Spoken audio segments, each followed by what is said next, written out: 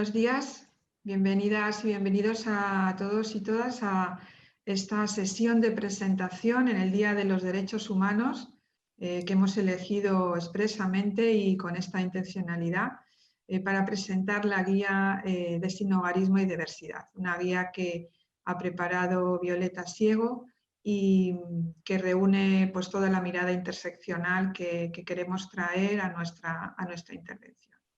Doy la palabra a Susana Hernández, que es la presidenta de FACIAN, que nos va a introducir esta sesión, una sesión breve, pero que seguro que será muy intensa y muy enriquecedora para todos.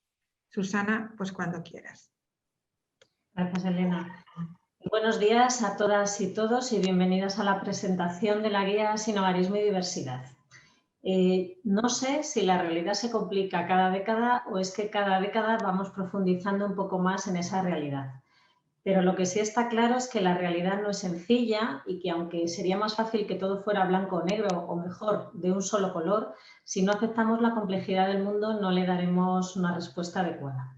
Si hace décadas pensábamos en la persona sin hogar como en alguien monocolor, homogéneo, ¿no? Hombre, mediana edad, con patologías mentales, con adicciones, cuyo sinhogarismo se achacaba a causas personales principalmente, hoy nos damos cuenta de que la situación de estar sin hogar, la exclusión residencial de forma más amplia, no se puede explicar con una sencilla frase.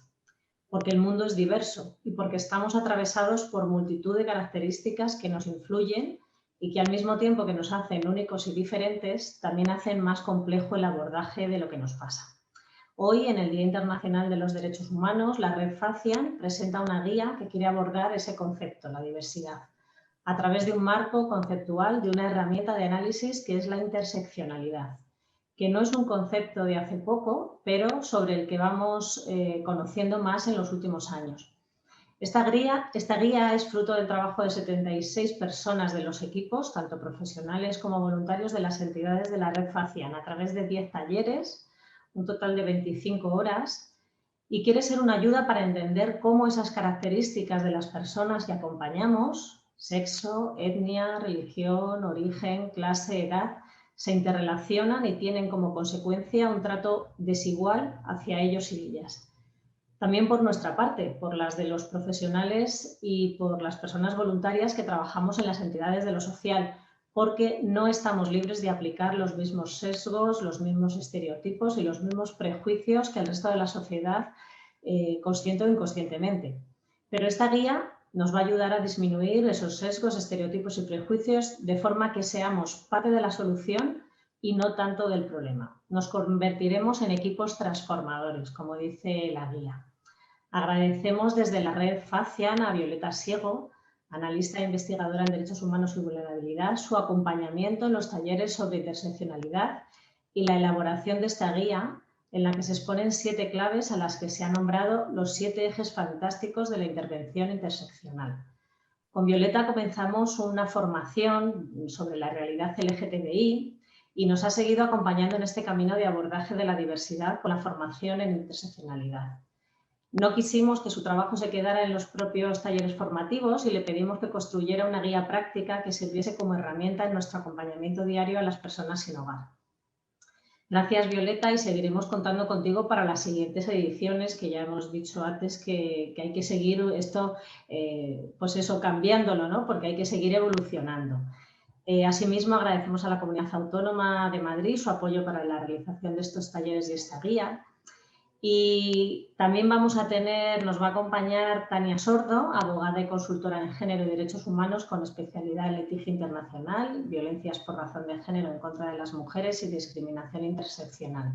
Ella nos va a hablar más en concreto sobre la interseccionalidad, la y su influencia en nuestra tarea. Pues esperamos desde la red FACIAN que os sea útil y ya os paso la palabra a vosotras dos. Muchas gracias. Muchísimas gracias. Bueno, yo voy a compartir mi pantalla, ya la están viendo, ¿verdad?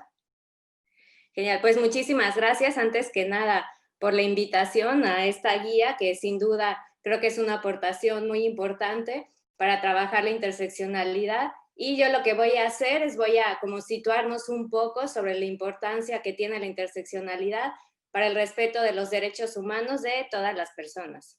Y bueno, si avanzo en la presentación, antes que nada, pues les quiero contar cómo llegué yo a trabajar la interseccionalidad, que muchas veces pues nos sirve mucho conocer desde dónde hablamos y desde dónde compartimos lo que trabajamos.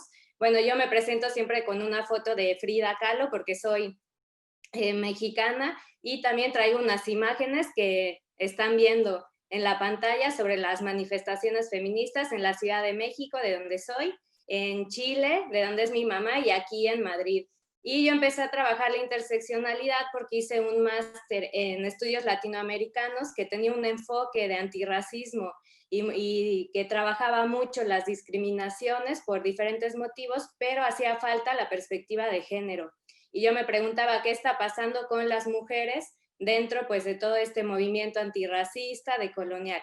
Y por otro lado hice el máster en género, pero ahí me di cuenta que no se estaba trabajando la otra parte, que era todo el análisis antirracista, qué sucedía con las personas empobrecidas y en otras situaciones de vulnerabilidad. Entonces, en esa intersección, justamente es que yo empecé a trabajar la interseccionalidad, y solo para contarles que hago mi trabajo desde la colectiva 1600, por si alguien quisiera echar un ojo por ahí, que se hace desde un enfoque interseccional también. Y bueno, para como situarnos un poco sobre la importancia de la interseccionalidad para el respeto de los derechos humanos de todas las personas, y justo hoy, el día mejor elegido no puede ser, que estamos en el Día de los Derechos Humanos, yo muy brevemente les voy a contar sobre los orígenes de este concepto, para que es muy importante que sepamos de dónde viene para poder comprender la importancia que tiene para los derechos humanos, cómo hay un giro interseccional en las ciencias sociales y en los derechos humanos. Tania, un minutito, que no se pasan las diapositivas. Y ahí ya, muchas gracias por decirme, ahí ya se pasa, ¿no? Ahora sí. Ahora sí, Ahí. si no lo comparto así, muchas gracias por decirme. Y bueno, siguiendo con la importancia, ya que pueden verlo, porque si no, muy difícil, la importancia de la interseccionalidad, bueno, el giro que tiene en la defensa de los derechos humanos, que es importantísimo. También muy brevemente, la diferencia entre interseccional y múltiple, que esto es importante para la defensa y el respeto de los derechos humanos. Y luego pues vamos a hacer algunas reflexiones sobre la interseccionalidad para la garantía, el respeto y la protección de los derechos humanos de todas las personas. Y para ello, pues yo hice aquí como varias imágenes para que veamos de dónde surge este concepto. Vienen imágenes desde el feminismo negro, desde el feminismo chicano, que no sé si están familiarizadas con este término, que las personas chicanas son personas de ascendencia mexicana que viven en Estados Unidos, que han sido históricamente discriminadas, y hay todo un movimiento que incluye un movimiento por los derechos civiles y también un feminismo chicano. Y si bien es la jurista Kimberly Crenshaw la que introduce formalmente desde los feminismos negros este concepto de la interseccionalidad con un artículo de 1989, la interseccionalidad ya se ha utilizado con anterioridad. Esto ha sucedido así en distintos lugares, épocas, contextos, muchas veces sin que la nombremos así. Incluso seguramente ustedes pueden ya estar trabajando la interseccionalidad, pero sin darle ese nombre. Y hay dos autoras que también se señalan en la guía, Patricia Hill Collins, que es muy importante, que ella nos señala cómo la interseccionalidad es una forma de entender y analizar la complejidad en el mundo, en las personas y en las experiencias humanas, y cómo para comprender todo lo que sucede en la vida no podemos verlo con un solo factor, sino que tenemos que ver que hay varios factores que además interactúan entre sí. Y cómo la desigualdad social, la vida de las personas y la organización del poder no se conforman por un solo eje, como lo solemos ver, sino que hay varios ejes que trabajan de forma conjunta. Por ejemplo, el género, la clase, la raza, entendiendo la raza como una construcción social y no biológica. Y ella nos dice algo que para mí es muy importante, que la interseccionalidad es una herramienta que nos va a permitir tener mejor acceso a la complejidad del mundo, pero también de nosotras mismas, porque nos permite hacer un trabajo de reflexión de cómo hemos interiorizado estos sistemas de opresión, no solamente uno, sino varios, en todo el trabajo que realicemos. Y solo por comentar algunos registros que tenemos ya de la interseccionalidad, que ha sido una denuncia de muchas mujeres que no pertenecían a los grupos privilegiados o dominantes y que hablan de esa intersección de las opresiones, ya sea el machismo, el racismo, el clasismo, el capacitismo, entre otros. Tenemos registros incluso en la India de Savitribai Phule, que vivió de 1831 a 1897, que ya hablaba de esta intersección de los sistemas de opresión, para que tengamos una idea cómo nos viene de mucho antes todo este trabajo de ver no solo un marco, sino distintos y cómo interactúan entre sí. Y si hacemos una aproximación, por ejemplo, de la interseccionalidad buscando esta idea en Estados Unidos de América, la vamos a encontrar bajo el nombre de opresiones múltiples o simultáneas que se eslabonan. Y en la denuncia de muchas mujeres que señalaban que el concepto mujer las dejaba a ellas afuera. De algunas tenemos registro, que seguramente ustedes ya han trabajado, solo por mencionar con el tiempo que tenemos a María Stewart, que ya en 1831 señalaba en público tanto el racismo como el machismo en Estados Unidos de América. Tenemos a Sojourner Truth, que yo les recomiendo mucho leer sobre ella, que es una mujer fascinante que fue esclavizada durante 40 años, que era tanto abolicionista de la esclavitud, también luchaba por los derechos de las mujeres, y ella pronunció en 1851 un discurso en una convención de los derechos de las mujeres en Ohio, que se llama ¿Acaso no soy una mujer? Y ella cuestionaba cómo la idea de mujer de la época excluía a las mujeres esclavizadas y afrodescendientes. Y por señalar dos más ejemplos, para que veamos de dónde surge esta idea de la interseccionalidad, existe una denuncia por parte de las mujeres. Dentro de los movimientos por los derechos de las mujeres se encuentran racismo, y dentro de los movimientos por los derechos civiles se encuentran con que sus denuncias por los derechos de las mujeres no son tomados en cuenta.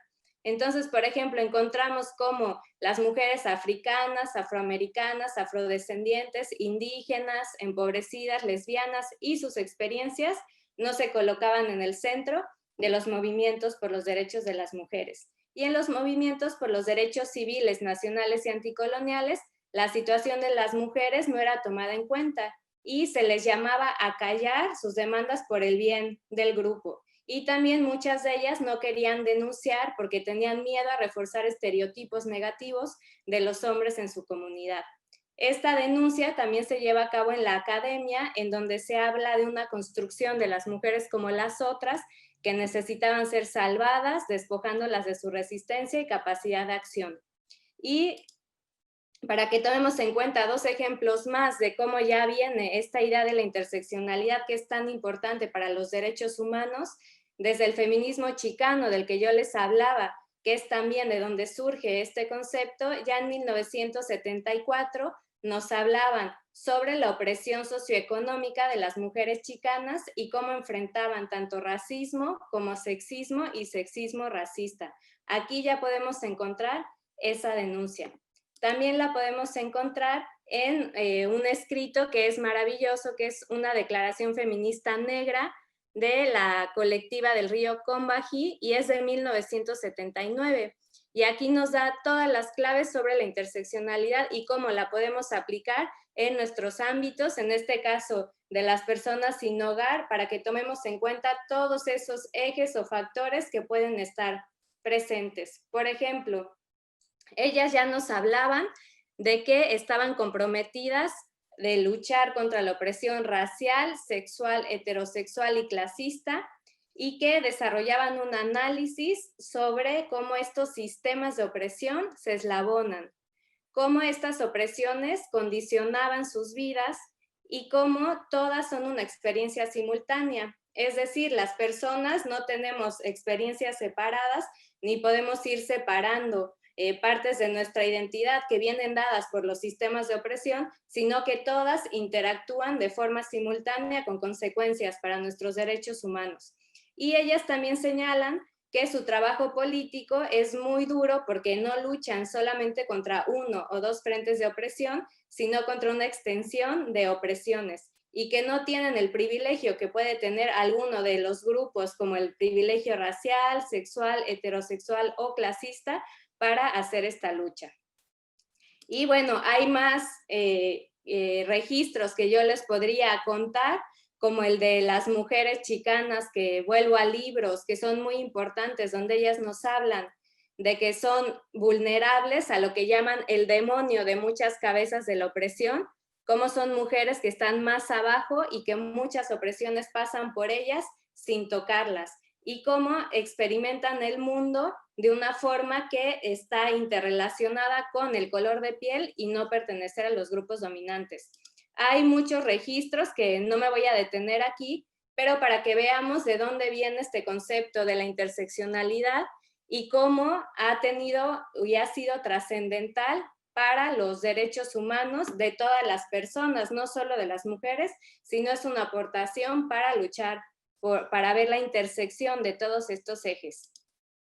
Y bueno, como yo les hablaba al inicio, y seguramente han escuchado mucho, es Kimberly Crenshaw la que introduce formalmente este concepto en las ciencias sociales bajo ese nombre, interseccionalidad, con un artículo de 1989 que se llama Desmarginalizando la intersección entre raza y sexo, una crítica feminista negra a la doctrina sobre antidiscriminación, la teoría feminista y las políticas antirracistas. Y es muy interesante y seguramente a ustedes les pasará en el trabajo que realizan, porque ella como jurista empieza a analizar casos de discriminación en el empleo de mujeres afroamericanas y se encuentra que o se juzga por discriminación racial o se juzga por discriminación de género, pero nunca por ambas, lo cual ella dice deja fuera o excluye la discriminación específica que enfrentan las mujeres afroamericanas. Y ella lo que nos dice es que existe esta tendencia que podemos verla hoy en día y que está en todo y que justamente es lo que cuestiona la interseccionalidad, de que solamente consideramos un marco o un eje dominante.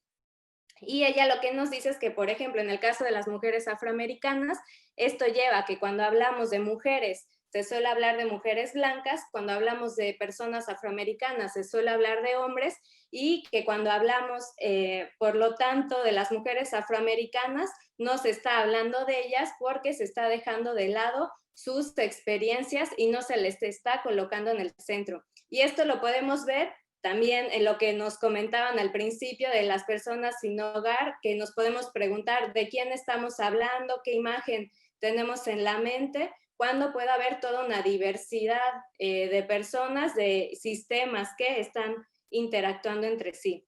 Y ella lo que nos hace es invitar a pensar todo ese marco, a que lo repensemos, lo podamos reconstruir, y nos señala que para alcanzar la igualdad tenemos que luchar contra el machismo y también contra el racismo.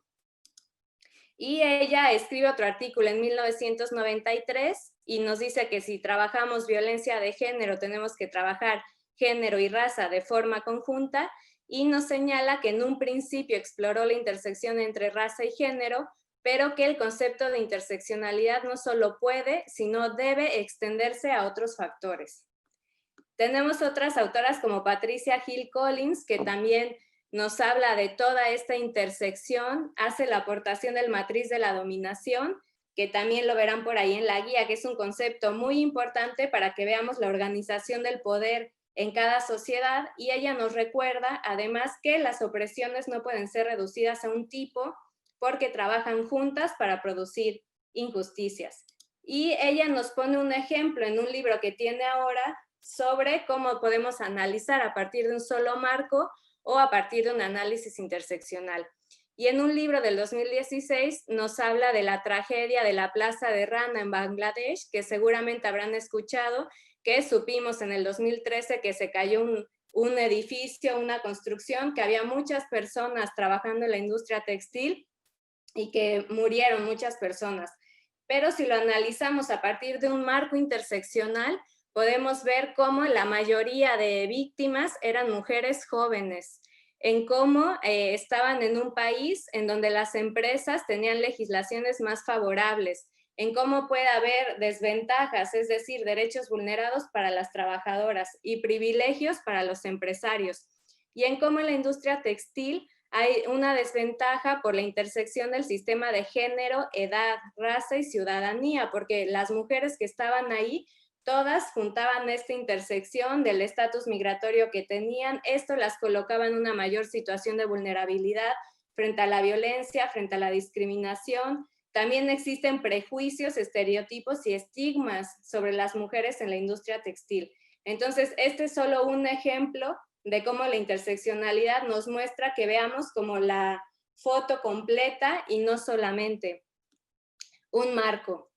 Y ellas lo que nos cuentan, después de muchos años del uso de este concepto o que se introdujo formalmente en las ciencias sociales, en un artículo del 2013, Kimberly Crenshaw junto con Sumi Cho y Leslie McCall nos dicen que hace un análisis interseccional para ellas. Nos dicen que no es utilizar la palabra interseccional o situarnos en una genealogía determinada o utilizar una cita estándar de autoras o autores, sino que lo que hace un análisis interseccional, independientemente de cómo lo llamemos, es que pensemos en la igualdad, la diferencia y las relaciones de poder y en cómo las categorías se van a estar construyendo unas a otras de forma constante.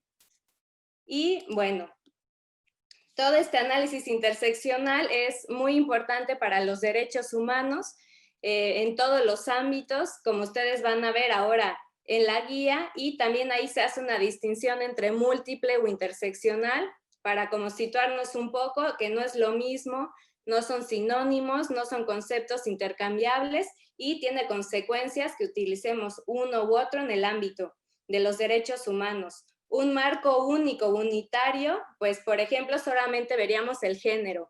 Un marco múltiple, veríamos por ejemplo el género y la clase, pero de formas separadas e independientes entre sí. Y un marco interseccional, lo que veríamos sería el género y la clase, pero precisamente esa intersección que tiene consecuencias específicas para los derechos humanos porque hay una interacción. Y desde la introducción de la interseccionalidad, esto ha sido una aportación que les decía de los feminismos negro y chicano, no solo para los derechos de las mujeres, sino para los derechos humanos de todas las personas, si tomamos en cuenta la interacción e intersección del origen racial, étnico, la edad, la situación migratoria, la orientación sexual, la identidad de género, si es una persona con diversidad funcional, una persona sin hogar, que tomemos en cuenta que más que las circunstancias de las personas, son sistemas de opresión que ocasionan esa situación de vulnerabilidad en las personas. También que tomemos en cuenta, como dice María Laura Serra, que ha trabajado también el tema de la interseccionalidad, que no hay un ranking de discriminaciones ni de opresiones, sino que la interseccionalidad a la que nos invita es ver esta interacción, esta complejidad que hay entre ellas. Y que en el ámbito de los derechos humanos, como sabemos, estos son universales, inalienables, indivisibles, interrelacionados, interdependientes. Si existe la vulneración de un derecho humano, va a existir la de otro por la conexión que tienen y que son un todo. Y que como se centran en la igualdad de las personas, el derecho a la igualdad y no discriminación, va a ser clave que hagamos un análisis interseccional. Y para ello los estados tienen la obligación de respetar, proteger y cumplir los derechos humanos, y aquí entra todo un marco que no podemos ver por cuestiones de tiempo, pero existe todo un marco internacional y europeo sobre cómo debemos de aplicar la interseccionalidad y una perspectiva de género, en este caso los estados. Y para ir concluyendo, solamente pues compartir que la interseccionalidad nos va a permitir y atender en el trabajo que realicemos los riesgos, impactos, experiencias y necesidades diferenciadas de las personas, porque yo les traigo aquí unas preguntas que podemos hacer otras dependiendo de los ámbitos en los que trabajemos. Nos podemos preguntar si se van a vulnerar de la misma manera los mismos derechos de una mujer blanca, con ciudadanía europea, con buena situación económica, heterosexual, sin diversidad funcional, que de una mujer, por ejemplo, afroespañola o latina, extranjera, sin papeles, sin hogar, si tienen el mismo riesgo ante la violencia y ante la discriminación, si existen los mismos prejuicios, estereotipos y estigma, que es algo que la interseccionalidad también nos permite ver, todos los prejuicios, estereotipos y estigma, y que van a trabajar de forma conjunta, no solamente a partir de un solo eje, y sí van a recibir el mismo trato. Y bueno, solamente para ir como cerrando con algunas reflexiones, que pensemos cómo la interseccionalidad nos permite comprender y analizar la complejidad en el mundo, en las personas y en la experiencia humana, en donde van a estar estos sistemas y que todas las personas hemos interiorizado estos sistemas de opresión en mayor o menor medida. Tenemos que ser conscientes de ello como un punto de partida. Que también la interseccionalidad nos permite ver que no es que las personas tengan mala suerte, que yo muchas veces he escuchado, ay, es que tiene muy mala suerte. No, es que vivimos en contextos con sistemas de opresión que, como dice Patricia Hill Collins, trabajan juntos para producir injusticias. También la interseccionalidad nos permite colocar en el centro la experiencia de personas que han sido colocadas en los márgenes, y esto nos va a llevar a tener otro punto de partida y nos va a permitir ver cómo, para que se respeten los derechos humanos de todas las personas, existen riesgos, impactos, necesidades y experiencias diferentes. Además que hay lo que ya les señalaba, sesgos, prejuicios y estereotipos que también son diferentes si tenemos un análisis interseccional.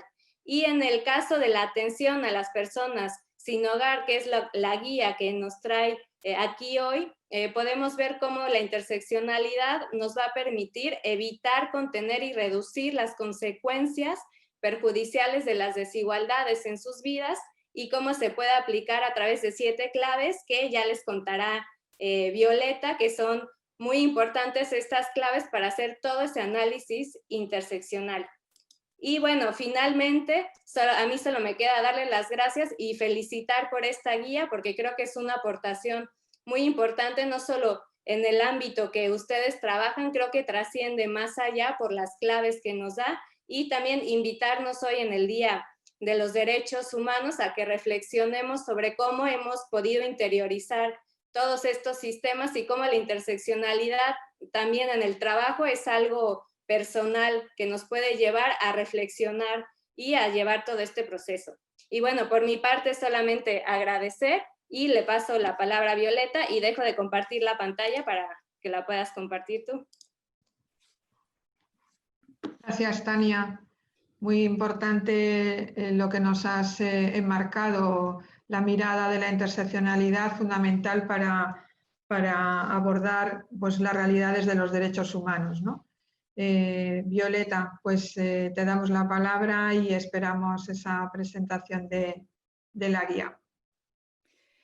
Bueno, muchas gracias, Elena. Estoy muy contenta por muchos motivos, pero me ha encantado la intervención de Tania, ¿no? Porque es verdad, bueno, yo a Tania la admiro mucho, es una de las referencias bibliográficas que aparecen en la guía, y de hecho ella tiene otra guía muy interesante sobre discriminación interseccional en el caso de las mujeres gitanas, que hizo con la Fundación Secretariado Gitano, y además, bueno, la tesis doctoral y el trabajo de Tania gira en torno a la interseccionalidad. Y entonces me parece maravillosa la intervención que has hecho, porque cuando elegimos efectivamente el día de la presentación de la guía queríamos vincularlo a los derechos humanos, y has hecho ahí, bueno, pues un poco la conexión perfecta para que se contextualice, porque cuando hablamos de intervención interseccional, bueno, pues lo que queremos es incorporar la lógica de los derechos humanos, pero desde una mirada interseccional y con una perspectiva muy concreta.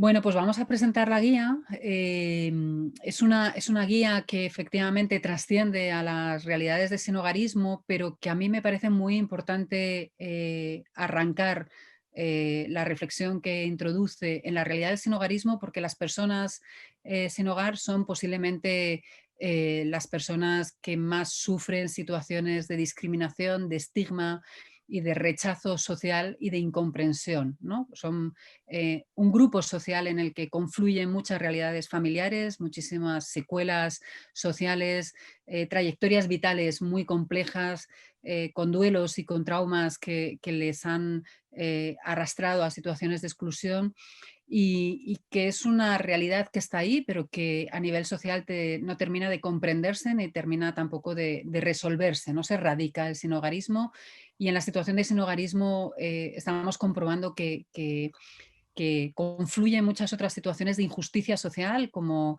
la vulneración del derecho a la vivienda, como la falta de recursos para las mujeres víctimas de violencia de género, los problemas que están existiendo respecto a la concesión de la protección internacional, la falta de protección o de continuidad de los centros de protección en contextos muy concretos, cuando los niños ya, los chavales cumplen los 18 años, todo lo que es los prejuicios, el rechazo social que tienen determinados colectivos en sus entornos familiares, en sus entornos más cercanos, ¿no? Bueno, confluyen muchas situaciones que, como decía Tania, no solamente son características personales o fruto de la mala suerte o fruto de sucesos vitales estresantes, sino que también tienen que ver con cómo se estructura la sociedad y cómo la sociedad incorpora de manera humana las realidades diferentes o deshumaniza esas realidades diferentes, provocando mayor marginación y mayores situaciones de rechazo. Bueno, la frase que abre la guía es una frase que ha mencionado la referencia de Audre Lorde, Tania, es una mujer clave en la que confluyen efectivamente diferentes situaciones bueno, pues de discriminación social aparentemente, pero con toda la resistencia y todo el empoderamiento que ella hizo de esos ejes, de esas situaciones que la atravesaban, no para pensar en sí misma, ¿no? Desde una mirada individualista, sino desde una mirada colectiva, ¿no? Desde una mirada de los derechos que a ella como mujer racializada, le atravesaban y también como mujer lesbiana. El índice de la guía, bueno, pues es muy sencillo. Es verdad que en estos 7 ejes fantásticos, que lo nombramos así con un poco de atrevimiento, de manera informal, pero que se ha quedado, y yo creo que no, que no es mal título, ¿no? Lo que hacemos es un recorrido por esos marcos conceptuales que ha explicado también Tania, pero también hacemos un recorrido por la necesidad de la retrospectiva, ¿no? que nos conlleva el trabajar desde el análisis interseccional. Es una herramienta teórica, pero es una herramienta teórica que sin una mirada particular de cómo nos afecta y de cómo nos situamos nosotras y nosotros ante el mundo y ante las desigualdades y ante las situaciones que nos atraviesan, no tiene ninguna utilidad y no tiene ningún sentido, ¿no? Esto pasa mucho en la intervención social. Si no nos lo creemos, es muy difícil que hagamos una buena intervención social, ¿no? Parte del éxito del trabajo con las personas sin hogar tiene que ver con el vínculo, tiene que ver con la relación que se establece con ellas, con la confianza que se recupera y con lo que se reconstruye, ¿no? En su interior a la hora de poder emprender nuevos proyectos o de poder salir de esos bucles tan complejos y tan crónicos, ¿no? En los que se encuentran y ya se ven muy afectados muchos elementos de su salud, tanto física como mental. Con lo cual la guía nos invita el punto de partida de la guía obviamente son los marcos teóricos, pero el punto siguiente al que abordar somos cada una y cada uno de nosotros, ¿no? Sin esa revisión, sin esa autorrevisión, sin ese conocimiento nuestro, es imposible poder seguir avanzando, ¿no? Y también la guía implica o invita a las organizaciones, a las entidades, a los proyectos y a los servicios que hagan una reformulación de su propia estructura, desde lo que es su estructura en cuanto a los espacios físicos, de lo que es el valor simbólico que tienen muchas veces esos espacios, cómo se configuran, la cartelería que elegimos, el cómo son la distribución, ¿no? de la arquitectura, ¿no? De las mesas de trabajo, de las camas, de las habitaciones, todo eso tiene un valor simbólico fundamental al que va muy asociado al respeto de la dignidad de las personas, ¿no? Y en la interseccionalidad estamos hablando también de la dignidad de las personas, que es ese artículo número 1 de los derechos humanos. Con lo cual la guía implica una revisión también de los proyectos, de los servicios, de los espacios, de la intervención, pero sobre todo implica el dar un protagonista a los representantes de los grupos sociales, de los colectivos y de esas categorías de desigualdad. No se puede hablar de interseccionalidad sin incorporar, pero no incorporar desde la jerarquía, ¿no? La interseccionalidad trata de romper precisamente esas relaciones de jerarquía, de subordinación. no se puede hablar de interseccionalidad si no se rompe esa jerarquía, esas relaciones de poder que se establecen, ¿no? Esas relaciones de subordinación, si no se incorporan las voces de las personas que representan a los colectivos, que representan esos ejes de desigualdad, pero se incorporan no desde el te hago un favor, no desde el te cedo un espacio, sino porque el espacio es suyo, porque lo que estamos hablando son de sus derechos, estamos hablando de sus vidas y estamos acompañando todo eso. Bueno, ese es un poco el índice. Hay una presentación, están los 7 ejes fantásticos. Hemos hecho un esfuerzo importante en el diseño para hacerlo muy pedagógico. Trata de ser una villa muy práctica, poniendo ejemplos, poniendo ejercicios muy concretitos y lo que nos gustaría es que fuera un pistoletazo de salida, es decir, que cada una de las entidades, de los proyectos, de los servicios que utilicéis esta guía podáis, por así decirlo, bueno, pues exprimirla hasta conseguir vuestras buenas prácticas y vuestra guía adaptada a las necesidades de cada uno de los servicios, ¿no? En esos conceptos fundamentales que hay que conocer para poder abordar la interseccionalidad está lógicamente lo que es la interseccionalidad, que lo ha explicado bueno, pues muy bien Tania, ¿no? Y que viene ahí mencionado. Es verdad que no he mencionado a las mujeres chicanas, lo siento, porque es cierto que tiene una aportación muy importante, muy importante, pero bueno, ahí nos lo ha mencionado Tania, me alegro muchísimo. Está toda la explicación de cómo incorporamos o de cómo afectan todas esas realidades de desigualdad. Si os fijáis, estas categorías que aparecen ahí coinciden con los motivos prohibidos de discriminación de las declaraciones de derechos humanos.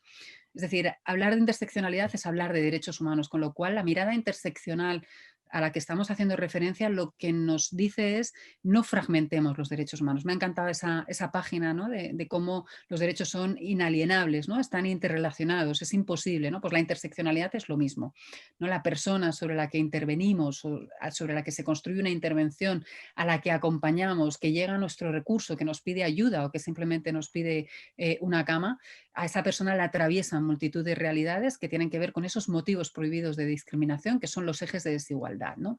Los motivos prohibidos de discriminación se construyen en base a la historia de la humanidad, en la que se ha visto cómo determinados colectivos son sistemáticamente perseguidos de manera injusta, ¿no? Como la persona que forma parte de un colectivo es perseguida no porque ella haya cometido un acto delictivo, sino porque lo que representa socialmente se considera criminal, se considera perseguible, se considera inferior, se considera sucio, se considera enfermo, ¿no? Hay toda una serie de carga de prejuicios sobre ella y eso es lo que hace que se la persiga, ¿no? Cuando la Declaración de los Derechos Humanos recoge esos motivos prohibidos, lo que trata es de prevenir todas esas situaciones de violencias estructurales que se producen porque están muy ancladas en las creencias erróneas, en los prejuicios, en los estereotipos y en los estigmas. La matriz que mencionaba Tania es fundamental, efectivamente, para poder, bueno, pues para poder conocer, ¿no? Lo que es la interseccionalidad y para poder darnos cuenta cómo en esos ejes hay privilegios y hay opresiones, ¿no? Es la terminología que se utiliza en este contexto y efectivamente, bueno, pues yo tengo mis privilegios como mujer blanca, ¿no? Y como mujer lesbiana, pues quizá tengo menos situaciones de trato de favor, tengo más desventajas en determinados contextos en los que esa homofobia puede estar desde una vertiente sutil hasta una forma mucho más expresa, ¿no? Contextos claramente homófobos. Y eso nos va juntando, pero no solamente la orientación sexual o la raza, ¿no? Pues son ejes que hay que tener en cuenta, sino que hay muchos otros ejes que nos atraviesan, ¿no? Y es ese cruce que ha explicado también Tania lo que permite comprender la complejidad de las violencias y del trato injusto y de las situaciones de desventaja que viven algunas de las personas que acuden a nuestros centros, ¿no? De cómo en ellos no solamente hay una secuela del rechazo familiar, una secuela de haber perdido el trabajo, una secuela de haber sufrido un desahucio, una secuela de tener un proyecto migratorio absolutamente violento, una secuela de haber sido víctima de violencia de género, y podríamos seguir poniendo muchísimos ejemplos, sino que también hay una secuela de que cuando eso se ha cruzado en el camino de diferentes realidades, diferentes características, diferentes ejes, categorías, eso ha hecho que tenga menos posibilidades de incorporarse, ¿no? Le ha expulsado todavía más, le ha cronificado todavía más y le ha restado todavía mucha más dignidad, no porque no la tenga, sino porque la sociedad le ha tratado de una forma menos digna. Con lo cual bueno, pues esos conceptos teóricos son claves y desde luego, claro, para trabajar la interseccionalidad tenemos que partir de la heterogeneidad, de la diversidad y de la diferencia. Si no creemos que dentro de un grupo aparentemente homogéneo, ¿no? En este caso nosotras 4, pues aparentemente podemos ser bastante homogéneas, ¿no? Pero somos muy diversas, somos muy diferentes, hay no solamente desde lo que hemos vivido, ¿no? Sino todos esos cruces de ejes de desigualdad que están ahí incorporados pueden hacernos muy diferentes y eso es muy importante. No solamente son personas sin hogar, sino que a las personas sin hogar, sean hombres o sean mujeres, sean españoles o sean extranjeros, ¿no? Cuando hacemos todas esas estadísticas y cómo desagregamos los datos, les cruzan muchas otras experiencias de desigualdad. Entonces ese punto de partida es fundamental y ahí aparece pues uno de los primeros ejercicios que proponemos, ¿no? Obviamente no es posible abordar la interseccionalidad sin ser conscientes de nuestros propios sesgos, ¿no? Todos tenemos sesgos, todos tenemos prejuicios, todos partimos de creencias erróneas, nos hemos criado, hemos crecido en contextos sociales muy predeterminados, ¿no? En los que las personas ocupan una posición social, ocupan una posición de subordinación o ocupan una posición de predominancia en ese contexto social y eso lo vamos introyectando y lo vamos incorporando. Y además esos sesgos inconscientes se pueden palpar en el lenguaje cotidiano de una manera muy evidente, ¿no? Como poníamos antes, hemos tenido un encuentro así como más íntimo para presentar la guía a las entidades de la red. Y poníamos el ejemplo que seguro que habéis escuchado del cuarto árbitro que ha llamado negro a un jugador de fútbol, ¿no? Y cómo se han parado los partidos, se han parado los jugadores, han empezado a acusar de racista al cuarto árbitro, ¿no? Y claro, hay gente que dice, bueno, pero si es que eso no es racismo, ¿no? Eso es racismo. Yo, desde luego, estoy convencida que el cuarto árbitro lo hizo desde su sesgo inconsciente, ¿no? Pero hay muchas maneras de referirse a ese jugador que no solamente es negro, ¿no? Seguro que tiene un número en la camiseta, seguro que tiene un nombre, seguro que tiene más características mucho más positivas, ¿no?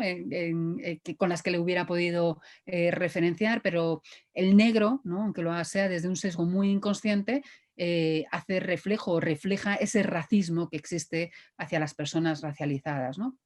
Que igual quien emite ese término no le da mayor importancia, pero quien lo recibe sí que tiene una importancia porque es la manera en la que se le descalifica, ¿no? Se le llama el negro, ¿no? Cuando estamos hablando de un jugador profesional de fútbol con un número, con una nómina, que tendrá toda una trayectoria y que ha sido elegido para estar en el campo no por su raza, sino por quién es, ¿no? Es una manera sesgada inconscientemente de calificar a alguien. Bueno, pues sobre el tema de los sesgos inconscientes hablamos mucho porque es muy importante y no somos, no lo hacemos de manera voluntaria y en cambio lo hacemos muy frecuentemente y cuando nos lo señalan nos ponemos muy a la defensiva, ¿no? Porque a nadie le gusta que le digan cuando, bueno, pues hace referencias a los gitanos, a los negros, ¿no? A los maricones, ¿no? Todas estas cosas, ¿no? A los mendigos, ¿no? El término mendigo no es vosotras y vosotros tenéis una guía, ¿no? De cuál es el uso del lenguaje correcto, ¿no? En los medios de comunicación hacia las personas sin hogar. De hecho, personas en situación de sinhogarismo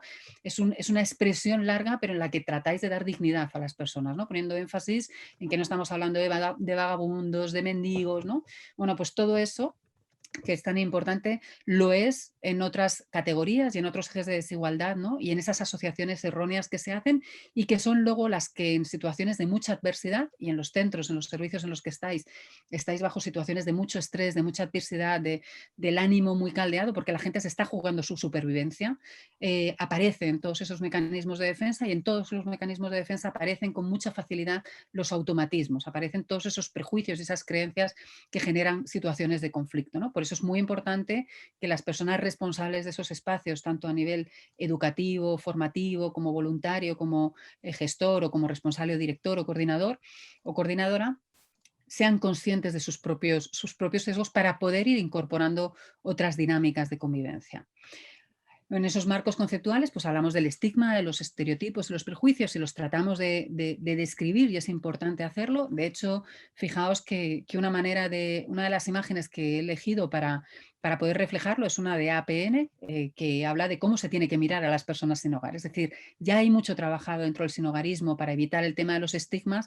De lo que se trata ahora es de ampliar el foco en erradicar esos estigmas, ¿no? y de incorporar a otros colectivos y otras categorías. Bueno, ahí hay 7 prejuicios sobre las personas sin hogar y que creo que sería muy interesante que pudierais vosotras y vosotros mismos elaborar 7 prejuicios sobre las personas sin hogar solicitantes de protección internacional, 7 prejuicios sobre las personas sin hogar que son mujeres, 7 prejuicios sobre las personas sin hogar jóvenes, 7 prejuicios sobre las personas sin hogar gays, ¿no? Porque existen y nos vamos a dar cuenta que en medida que vamos incorporando esas características, esos prejuicios afloran, ¿no? Y afloran y nos condicionan en la intervención, y lo que hay que es ser consciente, no hay que pedir ser perfecto, porque nadie es perfecto, no hay que pedir no tener sesgos, sino ser conscientes de los sesgos. Por eso, una de las herramientas que incorpora la guía es cómo detectar esos sesgos inconscientes, cómo bloquearlos, ¿no? Cómo al menos saber que están ahí y desde ahí, bueno, pues pedir el apoyo o las guías suficientes, las supervisiones. Por ejemplo, la gente que se dedica a la psicología clínica tiene supervisores de sus propios casos porque son muy conscientes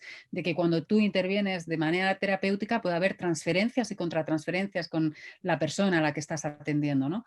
Bueno, pues ahí en el fondo lo que están haciendo es tomar conciencia de esas cosas que nos transfieren, de los sesgos, de los prejuicios, como también a nosotras y nosotros nos interfieren, ¿no? Y bueno, esta es una de las pantallas. El tema de abandonar la lógica monofocal, que lo ha explicado fenomenal Tania, ¿no? Es fundamental. Desde aquí, una de las fuentes que se ha utilizado para la elaboración de esta guía es un material del Ayuntamiento de Terrassa, de una guía que elaboraron para incorporar la interseccionalidad en las políticas locales. Y os la recomiendo, bueno, pues fervientemente, porque además es un material Creative Commons, ellos están deseando que se utilice, obviamente desde esa mención, ¿no? de que han hecho el esfuerzo, hay vídeos, hay materiales, y es muy interesante el trabajo porque lo que han hecho es incorporar la mirada interseccional dentro de las políticas públicas, dentro de lo que son los mismos organismos de los servicios municipales, y es interesantísimo el trabajo que han hecho. Obviamente, en un contexto de intervención social, en situaciones de extrema exclusión, como es el sinhogarismo, no podemos olvidarnos también de que la inteligencia emocional juega un papel clave, ¿no? Y además esto es un apoyo y es un elemento fundamental para que todo ese trabajo interior de profesionalización que tenemos que hacer, lo hagamos desde las competencias personales, desde las competencias sociales y también desde todas esas herramientas que la inteligencia emocional, que de por sí es una herramienta, ofrece, ¿no? Y en ese sentido es muy útil porque nos va a permitir, ¿no? el acompañar todos esos procesos desde una manera transformativa, que es otro de los aspectos que incorporamos. El tema de sumar fuerzas es otro de los elementos fundamentales, y cuando hablamos de sumar fuerzas, hablamos de sumar fuerzas con entidades, con organizaciones y con grupos que no son idénticos a nosotros, porque sumar fuerzas se suma fuerzas con los diferentes, con las organizaciones diferentes. Y desde ahí uno de los elementos que ponemos énfasis en la guía es el sumar fuerzas con organizaciones formadas por los propios titulares de derechos, es decir, formadas por las propias personas racializadas, formadas por las propias personas LGBTI, formadas por las personas que forman parte del pueblo gitano, formadas por las personas que tienen diversidad funcional, formadas por las personas que tienen trastornos de salud mental.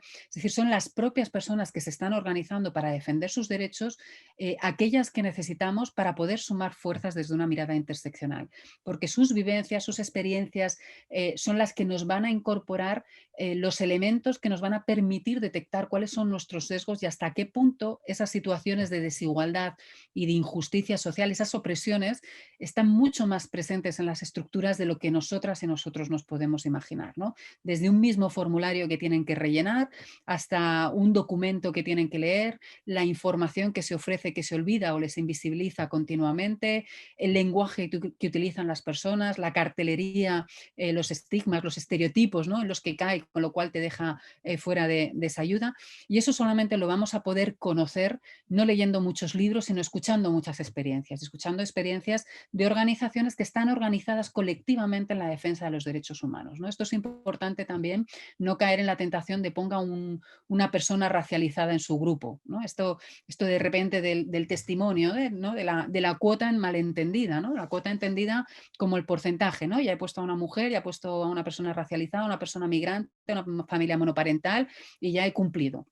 No, lo que tenemos es que poner la realidad de la monoparentalidad, y quien mejor puede representar en ese sentido la realidad de la monoparentalidad es una mujer.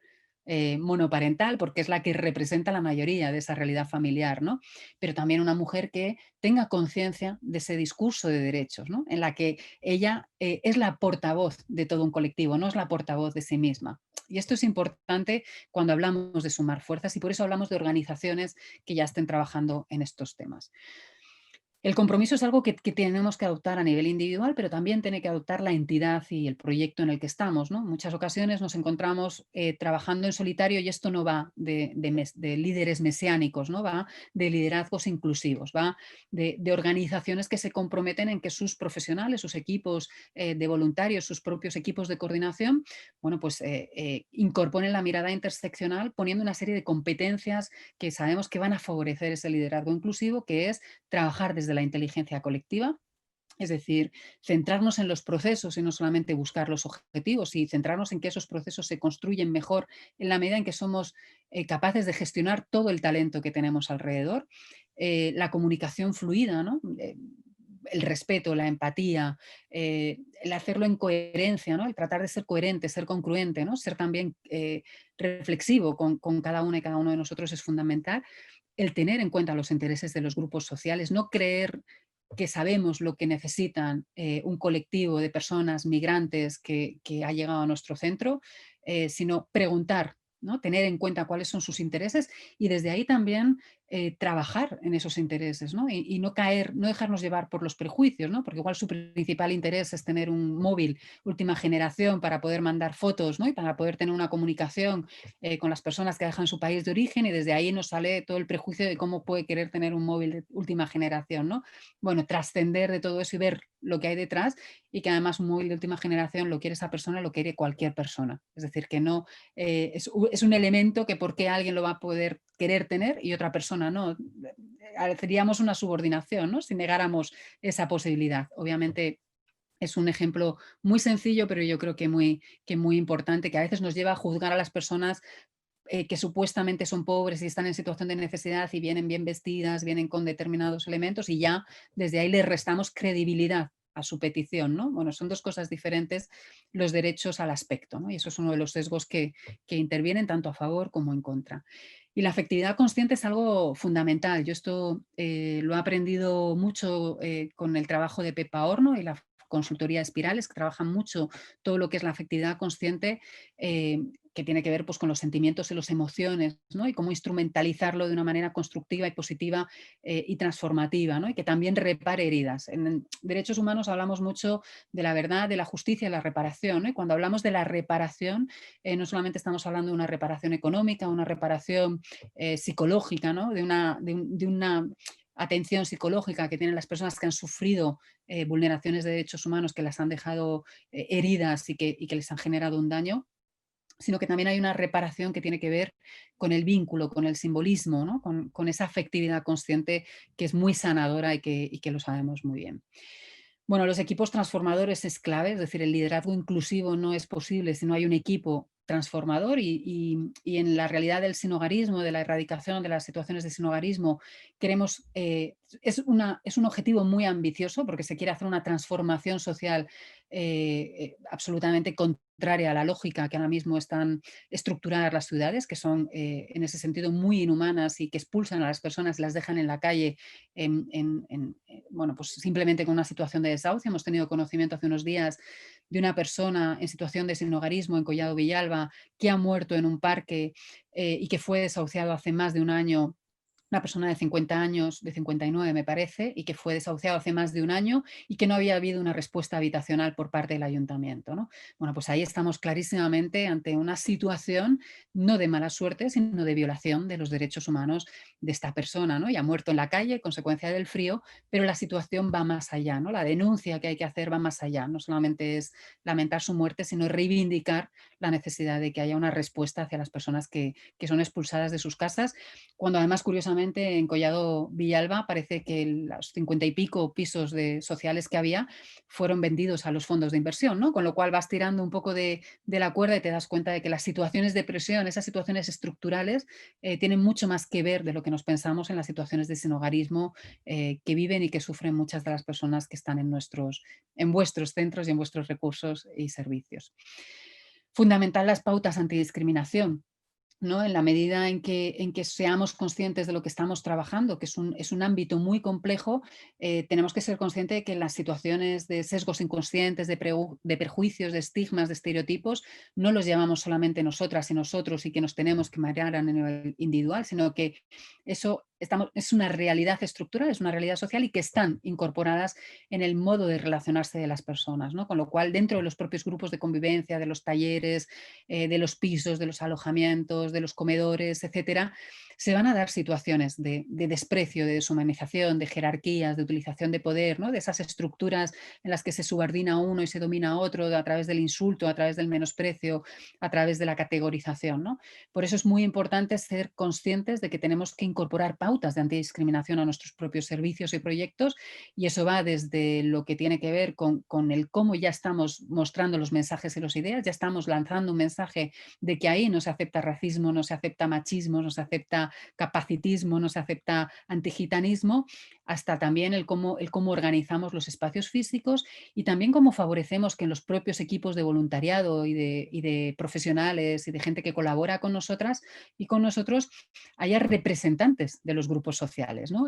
Que sean equipos diversos de verdad, ¿no? Que en ese sentido haya una diversidad, empezando por cómo también elegimos incluso a nuestros propios proveedores, a nuestros propios clientes, ¿no? Cómo elegimos que quizá nos tiene que hacer una memoria, una campaña, una publicidad, pues elegimos determinado colectivo. Esto se ha visto muy claramente con el tema de los caterings, ¿no? En muchas ocasiones se ha elegido como catering, ¿no? A las personas en situación de sinhogarismo por un tema de sensibilidad, tal y cual.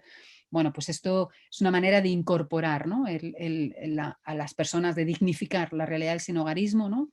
Bueno, pues lo mismo también desde los centros, ¿no? El incorporar, el dignificar diferentes realidades y representarlas desde ejes que no sean la subordinación, ¿no? Y luego el tema del usar el lenguaje inclusivo sin tampoco cortocircuitarse, ¿no? Yo creo que en ese sentido ahí la sensatez está ahí, ¿no? Yo creo que el lenguaje inclusivo ayuda. Y yo estoy segura que si tenéis peques alrededor, veis perfectamente cómo hay muchos peques que si tú les preguntas por sus amigos, te hablan de sus amigos chico, y si les preguntas por sus amigas, te hablan de sus amigas chica, pero tienes que hacer como la diferencia, ¿no? De qué tal tus amigos y tus amigas, ¿no? Y si solamente les preguntas por tus amigos, se habla solo de sus amigos chico, ¿no? De Javier, de Pedro, de no sé qué. Ellos tienen mucho más incorporado eso y lo naturalizan sin tanto esfuerzo que nos supone a nosotras y nosotros, porque no estamos acostumbrados, con lo cual a veces forzamos mucho, pero porque no lo tenemos incorporado. Bueno, poco a poco.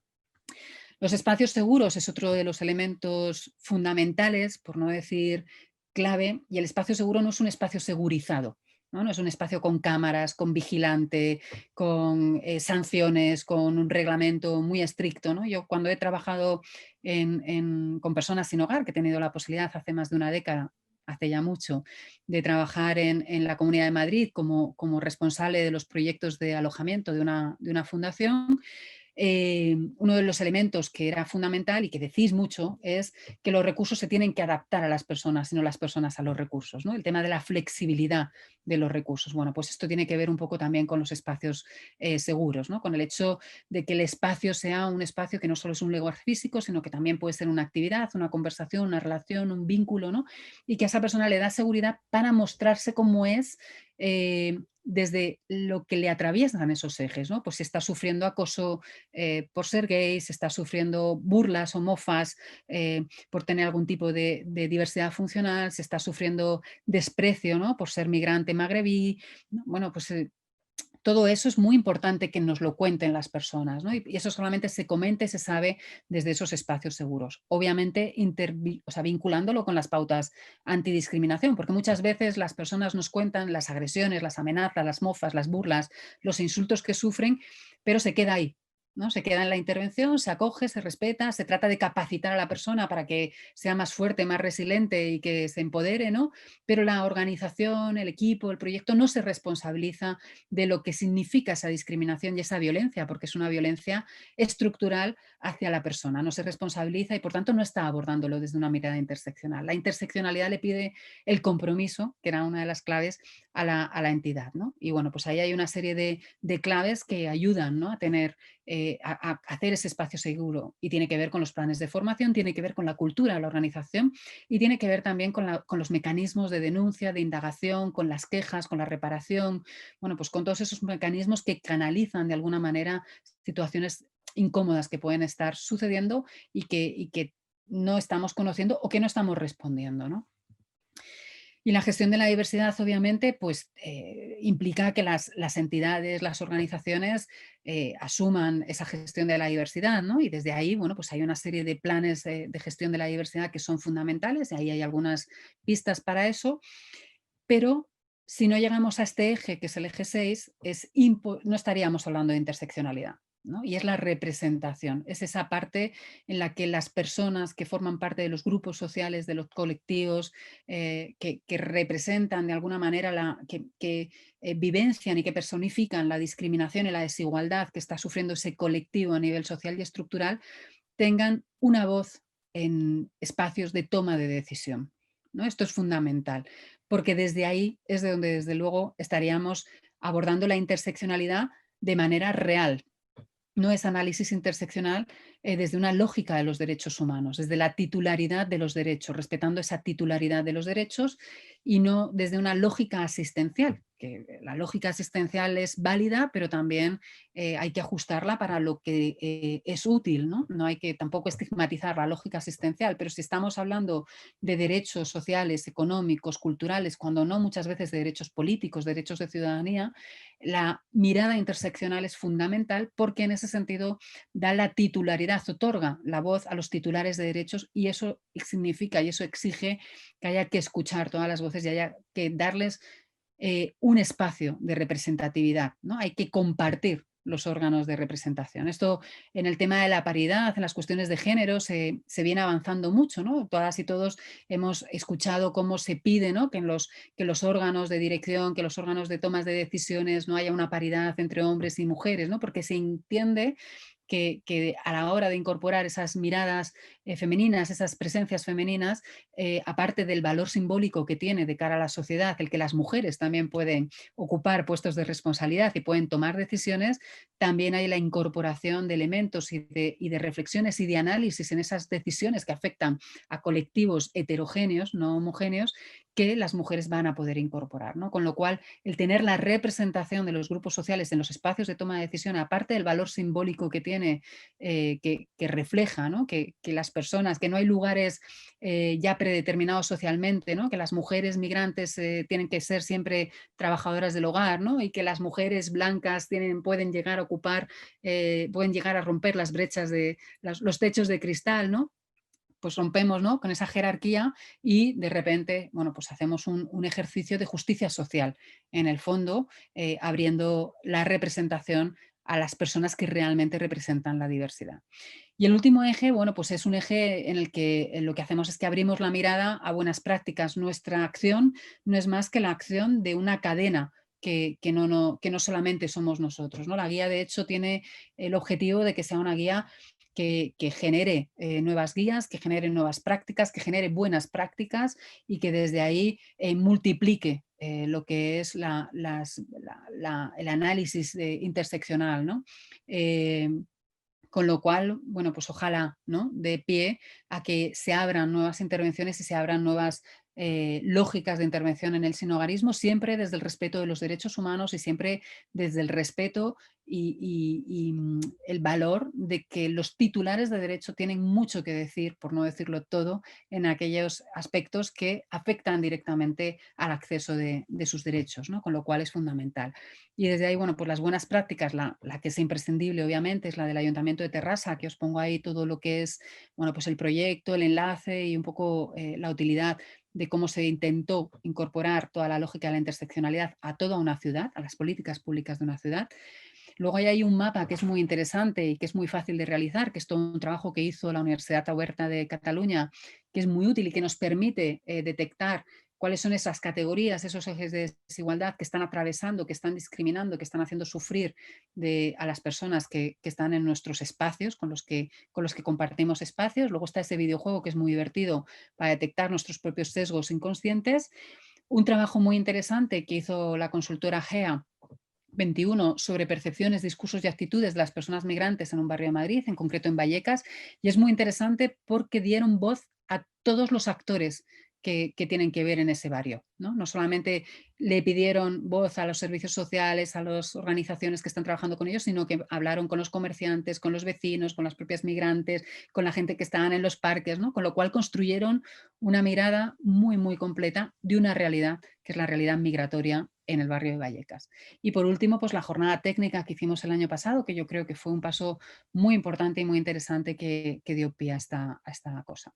Hay un material de apoyo que es imprescindible porque esta guía no hubiera sido posible sin todo este material de apoyo, ¿no? De hecho, bueno, pues es fundamental, ¿no?, que tengamos en cuenta que si esto lo vamos a desarrollar, lo vamos a compartir y lo vamos a hacer todavía que vuele más allá de la realidad del sinhogarismo que está en la Comunidad de Madrid, bueno, pues que tengamos muy presente a todas las personas y a toda la gente que viene trabajando y profundizando en esto porque esto es un trabajo de todos, es un trabajo conjunto y muy diverso. Y luego, pues algunos vídeos que os pueden servir para anclar ideas, son algunos ejemplos. Todas las palabras y todas las frases que tienen subrayados se pueden pinchar y se pueden enlazar en internet. Y sí que he querido trasladar una imagen de la intervención interseccional en la realidad del sinhogarismo que nos tocara a nosotras y a nosotros como profesionales, como entidades y como gente que voluntariamente estamos colaborando con estas realidades, ¿no? No creo que necesitemos desmenuzar y desgranar la realidad del sinhogarismo para empatizar con esa realidad. Creo que lo que tenemos es que revisar, comprender, ampliar y sobre todo tomar conciencia de que nuestra homogeneidad no representa la heterogeneidad de las situaciones de sinhogarismo y que eso además es fruto de una estructura desigual que, como decía Tania, responde a políticas públicas y responde a acciones colectivas y acciones concretas que es necesario revertir. Y para terminar, pues una frase de alguien que seguro que conocéis y admiráis, de Bauman, que el diálogo real no es hablar con las personas que piensan como tú, con lo cual la interseccionalidad exige y requiere incorporar a todas esas personas que no son como nosotras y como nosotros. Si no, no será interseccionalidad, sino será algo monofocal y muy monopolizado. Y nada, muchas gracias. Yo creo que igual, Elena, podemos dar pie a Pues sí, preguntas. Violeta, la verdad, muchas gracias por tu exposición. Gracias a Tania también por hacernos ese marco previo que nos descubre que la interseccionalidad no es de ahora, sino que ya llevamos un poquito de historia recorrida, ¿no? Bueno, Violeta, la presentación de la guía, yo creo que, bueno, quien busque en una guía como recetas, ¿no? Cuando oímos la palabra guía, como que nos sugieren como recetas rápidas, creo que nada más lejos, ¿no? Esta guía, si es algo, es una llamada pues a revisar nuestros espacios, nuestras formas de acoger, nuestras maneras de mirar. Bueno, es una guía de largo recorrido, ¿no? Yo creo. Y nos pone un poco en la tesitura de pensar quizá en la acogida, ¿no? La responsabilidad que tenemos y la importancia de la acogida, ¿no? Cómo la acogida puede determinar, bueno, pues ese reconocimiento de la persona que llega, ¿no? A veces yo creo que nosotros mismos no valoramos suficientemente esa tarea de la acogida, ¿no? ¿Qué estamos haciendo cuando acogemos, ¿no? Violeta, ¿podrías incidir un poquito en eso? Sí, yo creo que incluso el mismo término acogida, que tiene todo su sentido, vamos, yo he trabajado durante muchísimos años en intervención social y con diferentes colectivos, el término acogida que tiene su sentido porque además en estos tiempos tan deshumanizados, ¿no? Con tanta retórica hostil hacia las personas, el término acogida, ¿no?, es como el término de abrazo, ¿no? Pero quizás es más un tema de compartir, ¿no? Efectivamente, yo creo que la persona que llega y que nos pide una cama, pues lo que tenemos es un poco el que compartir los espacios con esa persona, ¿no? Nosotras y nosotros tenemos esos espacios, los gestionamos, los distribuimos, nos los financian en muchas ocasiones con dinero público, no hay que perderlo de vista, con dinero de todas y de todos y en esa acogida, si nos lo tomáramos como alguien que viene y compartimos, posiblemente habría muchas menos posibilidades de que se reprodujeran, ¿no? Un poco esa especie de selección, ¿no? De a quién acoges de una manera, a quién acoges de otra, ¿no? Vas poniendo límites en esa acogida, desde dónde ponemos los límites, desde dónde ponemos las pegas, ¿no? Cómo vamos intentando ya que esa persona no se nos suba la chepa. Es muy complejo, ¿no? Todo esto, pero al final, ¿no? En esa acogida es como que estamos abriendo las puertas de nuestra casa, y es verdad. Pero desde una lógica de derechos humanos, esa casa es el derecho de la persona que llama a nuestra puerta. Con lo cual no estamos abriendo las puertas de nuestra casa, sino que estamos dándole acceso a un derecho que tiene la persona, ¿no? Estamos compartiendo un espacio que además en derecho no nos corresponde. Si desde una lógica de derechos no nos corresponde a nosotras, es de la persona, ¿no? Lo que pasa es que lo gestionamos y la responsabilidad es de las entidades, de las organizaciones y de las personas, ¿no? Entonces sí es clave, pero es clave ya que desde la acogida esté incorporada esa lógica de derechos humanos, ¿no? De que los titulares de los derechos que ahí están custodiados son las personas que acuden a nuestros espacios.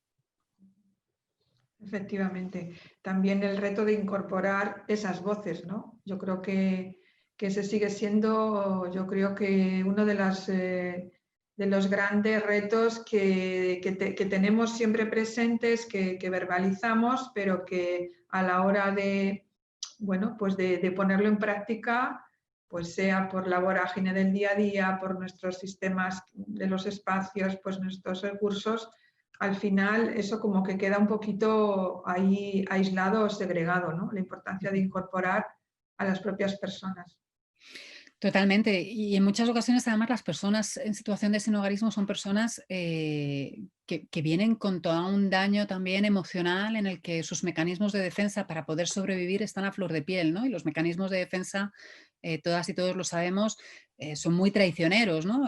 Juegan desde lo que son esos mecanismos de defensa proyectivos, la agresividad, las formas, el insulto, ¿no? O sea, que las personas en situación de sinhogarismo traen consigo una mochila emocional, personal, de sufrimiento que requiere, por eso es tan importante, ¿no? Todas esas competencias de la inteligencia emocional, ¿no? Toda esa parte competencial de los profesionales, un acompañamiento en el que esa representación tú no se la puedes negar porque la tienes que ofrecer, pero tienes que acompañar, ¿no? Y tienes que acompañar también poniendo énfasis no en los estigmas de esa persona, sino también en las capacidades. Esa es la inteligencia colectiva, ¿no?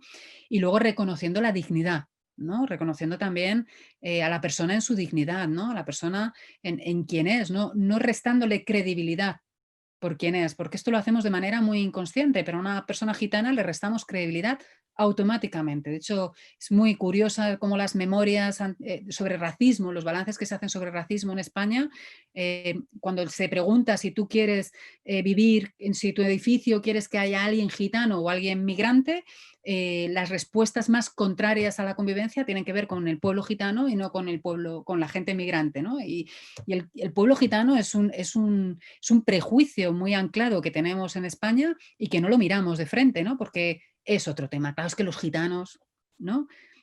Bueno, pues esto es un prejuicio, esto es una creencia errónea, esto es un estereotipo, ¿no? Y esto está muy ahí, ¿no? Entonces esto, claro, es fundamental porque cuando tú das la representatividad la tienes que dar desde las capacidades y luego desde el respeto y tratando de trabajarte todos tus prejuicios, muchos, muchísimos. Si no, es imposible transformar las realidades, ¿no?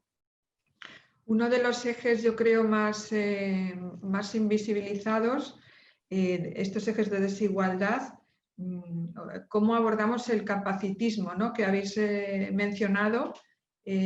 ¿Podemos abundar un poquito en este concepto? Tiene que ver un poco con las expectativas que tenemos sobre las personas, las umbrales que nos ponemos en la idea que tenemos de cómo tienen que responder ante nuestros recursos y servicios.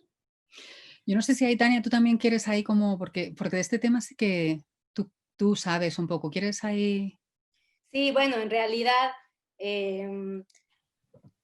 pues hay como gente que tiene mucha más experiencia específica en todo el tema del capacitismo, pero yo creo que es muy importante que veamos precisamente lo que señalan, cómo hay toda una serie de estereotipos e ideas que tenemos de las personas con diversidad funcional y cómo todo tiene que ser en conjunto interseccional desde el espacio, desde cómo se da la información, desde escuchar, atender a las necesidades, pero sí es todo un sistema también que opera hasta del mismo concepto de qué es discapacidad, que es este concepto en el marco de derechos humanos, pero que hay pues todo un movimiento para que se llame también personas con diversidad funcional, cómo el lenguaje ha influido en todo esto, pero sí es parte como de todos los ejes, de qué consideramos capaz, qué no, y qué consideramos que puede aportar y qué no. Y por eso yo creo que es clave lo que ha estado diciendo Violeta del acompañamiento, que a mí me parece una palabra preciosa y que es un cambio de paradigma, porque no es lo mismo pues dar ayuda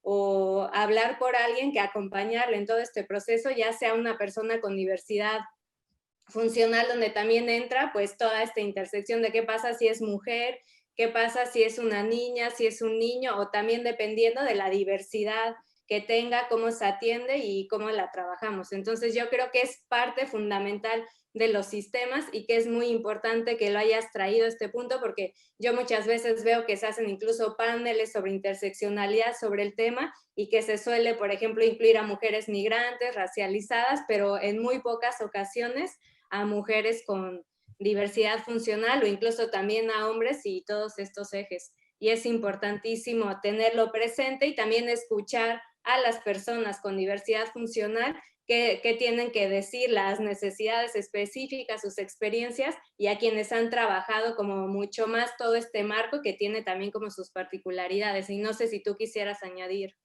No, yo vamos, lo veo totalmente.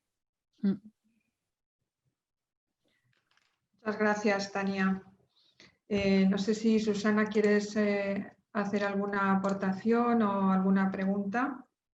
Yo antes de que Susana hable voy a hacer un comentario, una referencia a un comentario que ha salido sobre lo de Badalona, que lo han puesto aquí en el chat, Sí. que me parece muy interesante que lo saquéis. Laura Morro lo ha sacado, porque efectivamente el incendio que ha habido en Badalona, en el que cuando yo he escuchado la noticia había al menos 2 muertos, las declaraciones del alcalde de Badalona, que es García Albiol, fijaos cómo era, ¿no? Porque había gente durmiendo ahí, con lo cual, según la clasificación ETOS, estamos ante una situación de sinhogarismo, porque también hay un gran desconocimiento sobre lo que es una situación de sinhogarismo desde la clasificación ETOS, que lo damos por hecho, pero creo e invito a que insistáis mucho en dar a conocer qué es y cuáles son las situaciones de sinhogarismo y tal. Esto sería una situación de sinhogarismo. Pero fijaos los estigmas y los estereotipos que ha utilizado Albiol para decir que no era competencia del ayuntamiento dar alternativa habitacional a las personas que se han quedado en la calle, ya no otra cosa. Y es que son migrantes y son ocupas. Fijaos qué terrible, ¿no? O sea, qué manera de ahondar en la xenofobia, ¿no? Y qué manera de ahondar en el clasismo, vamos a ponerlo ahí, ¿no? El tema de la ocupación, tú te imaginas algo sucio, alguien destartalado, anarca, ¿no? O sea, fijaos qué perverso, ¿no? Cómo a esas personas que están en situación de extrema exclusión social se les quiere restar un derecho, que es el de una alternativa habitacional ante una situación de emergencia, y se les resta utilizando 2 estereotipos que tú sabes que van a calar en la sociedad, ¿no? Migrante tiene menos derechos, ocupa menos caras, ¿no? Cuando en los derechos humanos da igual que seas migrante, que seas ocupa, da igual, tienes derecho a una alternativa habitacional porque es un derecho humano, ¿no? Y porque no hay nada en el Código Penal que diga que a los ocupas no se les va a dar una alternativa habitacional, en el peor de los casos, ¿no? Que además la realidad es más compleja y son personas en situación de extrema exclusión social y con graves vulneraciones de derechos desde hace tiempo. Así es, y además esa yo creo que es la lucha también desde FACIAN en nuestras campañas, y cada vez, cada año que pasa lo vemos como que se va extendiendo más como una mancha de aceite, ¿no? Esa creencia, ese convencimiento de que los derechos, bueno, pues hay que ganárselos y algunos se los ganan más que otros y algunos se los merecen más que otros, ¿no? Entonces no somos capaces de mirar a una persona en su totalidad y en su complejidad y en su dignidad. Entonces es muy peligroso, ¿no? que vaya calando este mensaje de que dependiendo en dónde estés, así te vas a merecer unos derechos u otros, ¿no?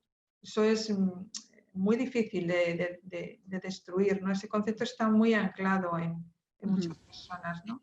Sí, y en esa, en la gente joven que va un poco incorporándose también a la sociedad.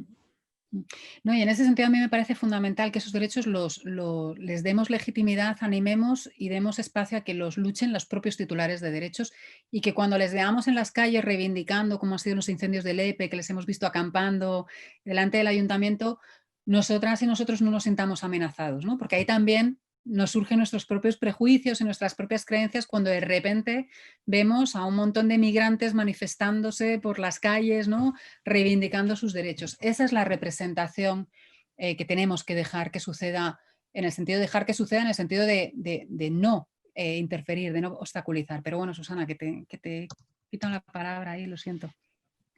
No, nada, nada. Ha sido muy interesante.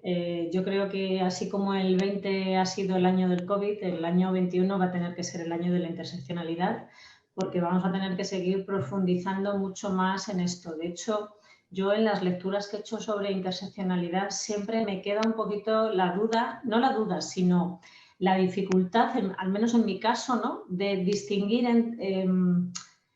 a ver, la interseccionalidad al final es que la suma de las partes no es el todo, o sea, que el todo es más que la suma de las partes, ¿no? Que no es lo mismo cuando tú empiezas a sumar, ¿no? Pues mujer racializada, pobre, tatatí, ¿no? Que al final el total es más, ¿no? La interseccionalidad va un poquito más allá. No sé si... Porque a mí me cuesta, ya os digo que cuando he leído sobre este tema, me cuesta hacer esa distinción, ¿no? Como dar ese paso de no ir sumando discriminaciones, sino al final verlo todo como algo más global, ¿no? También quizá complejiza un poquito más el abordaje, pero que es más cercano, yo creo, a cómo se debe hacer, ¿no? No sé qué pensáis. Pues sí, si ahí yo puedo añadir algo. Sí, sí, Me sí. gusta mucho tu pregunta porque precisamente, y con el tiempo que tenemos, es muy distinto lo múltiple, lo interseccional, y yo te pongo un ejemplo, yo que trabajo desde lo jurídico, de alguna sentencia. Hay sentencias que nos hablan de que puede haber múltiples factores que se pueden sumar, pero que una cosa es que existan múltiples factores y otra cosa es la intersección de esos factores que pueden producir una discriminación específica. Entonces, por ejemplo, nos dicen mucho las autoras que trabajan la interseccionalidad que no se trata de sumar, porque no se trata de ser mujer o ser latinoamericana o de tener esta edad o de tener diversidad funcional, sino ver cómo hay esa intersección que ocasiona una situación específica y que si alguno de estos factores fuera diferente, por ejemplo, la situación o la discriminación lo sería. Y yo creo que esto lo podemos ver, por ejemplo, hay casos paradigmáticos en Europa de esterilización forzada a mujeres gitanas. Aquí no se trata, cuando ponemos este ejemplo, de ver como por un lado o la etnia o por otro lado el género, sino se trata de ver precisamente que por esa intersección a ellas de forma particular se ejerce esta violencia, que es esa esterilización forzada, y que si algún factor hubiera sido distinto, por ejemplo, si no hubiera sido mujer o hubiera tenido otra etnia, entonces tanto la violencia como la situación hubiera sido diferente. Entonces, a mí me gusta mucho una sentencia de la Corte Interamericana que nos dice eso, que hay muchos factores y que tenemos que seguir avanzando a ver lo múltiple, pero como hay una intersección de eso múltiple que produce una situación particular. Y solo me gustaría añadir de todo lo que hemos estado hablando de los derechos humanos, que es muy importante que incluso las autoridades, alcaldía, desde el gobierno, quienes trabajan, que como veíamos los derechos humanos no son una concesión, no son un privilegio, son derechos humanos, son para todas las personas y tienen que incorporar, y por eso luchamos desde las organizaciones, que existen estas obligaciones como parte del derecho internacional, del nacional, para cumplir con todo esto. Pero bueno, aparte de eso, no sé si con este ejemplo queda como un poco más claro, es un tema complejo y hay que ir viendo cómo en cada situación se da esa intersección específica. Y luego podemos intercambiar a la víctima por otra persona, por ejemplo, en el caso de una mujer gitana que esterilizan forzosamente, nos podemos preguntar, ¿esto le hubiera ocurrido a un hombre gitano? ¿Esto le hubiera ocurrido a una mujer no gitana? Y ahí yo creo que en esa intersección podemos como ir avanzando, pero sí es como un tema, es complejo pasarlo de la teoría como a la práctica. Pero mira, yo voy a poner un ejemplo, ya sé que terminamos en nada. ¿Cuál ha sido la respuesta pública en Écija ante la situación de aguas contaminadas? Écija ha puesto a disposición de todos los vecinos depósitos de agua para que puedan tener agua potable. ¿Y cuál está siendo la respuesta de los diferentes ayuntamientos implicados en la falta de luz en la Cañada? Analicemos las dos situaciones. Estamos hablando de un suministro básico, agua y luz. Estamos hablando de políticas municipales. ¿Cuál es la respuesta que se da en Écija? Se presupone que todo el mundo tiene ciudadanía y por tanto tiene derechos políticos y por tanto tiene derecho al agua. Y en la Cañada, no. ¿Por qué? Porque aun siendo española mucha de la gente que vive en la Cañada, de las 8.000 personas que viven en la Cañada, se presupone por su aspecto físico, que ya nos lo han dejado muy claro, que no son suficientemente ciudadanos para tener el suministro. Con lo cual, dos situaciones de deficiencia de derechos, ahí que intersecciona, clarísimamente.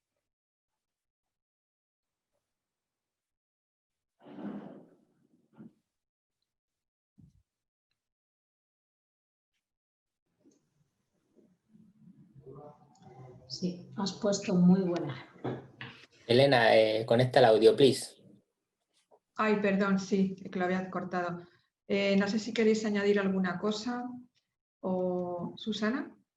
¿Sí? No, nada más. Vale. Pues bueno, simplemente si tenemos que irlo dejando por la previsión del tiempo, os agradecemos a Tania y a Violeta la presentación de hoy y invitamos a todos los que han seguido esta presentación y a todos en general y a todas que descarguéis la guía que vamos a subir a nuestra web y os vamos a enviar a los que habéis participado por mail también. Invitaros a descargar la guía y esperamos que bueno, pues sea un elemento transformador, ¿no? de nuestros espacios, de nuestras intervenciones. Yo creo que más allá de los espacios, ¿no? Si nos llevamos la guía, yo creo que en cada uno de nosotros y nosotras puede tener ese efecto transformador en todos los ámbitos de nuestra vida, no solo en este laboral, ¿no? De las personas sin hogar en nuestro caso. Y sin más, pues si os parece terminamos. Susana, te dejo que despidas y nada, os reitero las gracias también. Pues muchas gracias a todos y todas los que habéis participado y que habéis estado chateando en el panel, haciendo vuestras preguntas, animando y dando también las gracias porque la verdad que ha sido muy interesante. Es un tema, como decía Tania, complejo, pero yo creo que también que nos puede abrir un mundo muy amplio para mejorar la intervención, el acompañamiento, la acogida, porque a mí ya ahora me va a dar un poco de miedo utilizar algunas palabras, pero, o sea, también como reto, ¿no? Efectivamente, antes en la sesión anterior hablábamos de personas sin hogar o personas en situación de sin hogar, ¿no? ¿Y qué queremos decir con todo eso, ¿no? Bueno, yo creo que esto nos abre un abanico de posibilidades de mejorar como profesionales, como ciudadanos también, porque no olvidemos que no solamente estamos haciendo esto de los sesgos, los prejuicios, los estereotipos o la interseccionalidad las 8 horas laborales, sino durante todo el día con nuestras familias, amigos, vecinos. Y bueno, yo creo que esto nos abre y nos va a ayudar mucho a mejorar bueno, como personas y como ciudadanos y ciudadanas. Muchísimas gracias. Muchas gracias. Gracias.